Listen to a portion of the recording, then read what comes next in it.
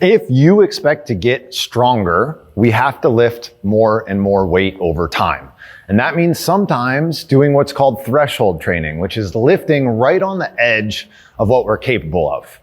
Which means occasionally we are going to miss a lift. We're in the bottom of a squat, we're coming up, and we just can't get the rest of the way up. What do you do? And that's what we're going to talk about today, how to bail out of 3 different style of lifts. First one is a pull, or lifting something off the floor.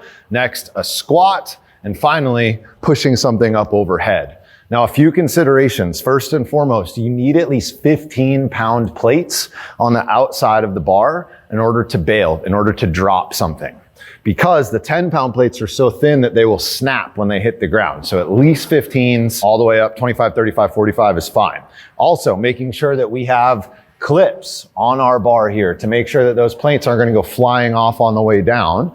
Finally, never ever dropping an empty bar. So for a pulling movement, very simple. Grabbing on a pulling, I'm pulling something up off the ground. I'm going to pull. Most of the time people are going to get stuck either right here at the knee or just off the ground. We're coming up, we can't get it. Very simple. All we're going to do is drop it and get out of the way. Sometimes silly, but sometimes people are scared because they're used to metal plates, which you can't drop. But these are designed to be dropped. That's the purpose of them. Next up, let's go to a squatting movement here. So I'm going to take this bar to my back. I'm going to turn sideways just to make it a little bit easier to see. So I drop down into the bottom of my squat rep here. As I go to come up, I'm stuck. All I'm going to do is drop a knee and pick my chest up to let that bar fall off the back.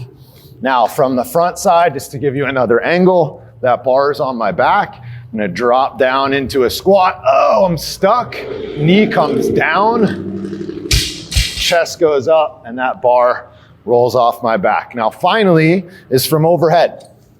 So I have a bar on my shoulder. I'm going to go ahead and press overhead into what's called a split jerk. When I do that, let's say, I can't catch it. It's too heavy. Same deal, just dropping it, getting out of the way.